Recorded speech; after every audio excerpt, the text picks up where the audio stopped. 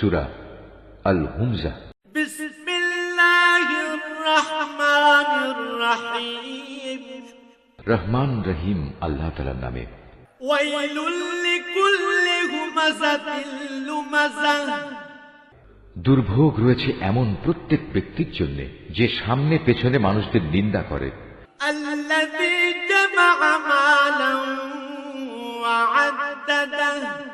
যে কাঁড়ি কাঁড়ি অর্থ জমা করে এবং যথাযথভাবে তা গুণে রাখে।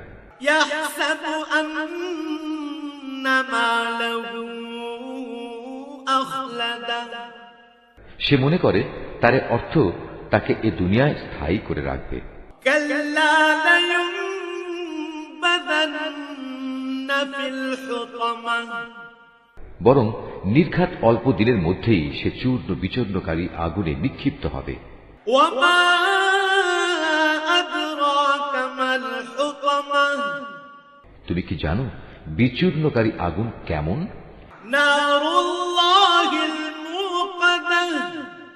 এ হচ্ছে সম্পদ লোভীদের জন্য আল্লাহ তাআলার প্রজ্বলিত এক আগুন।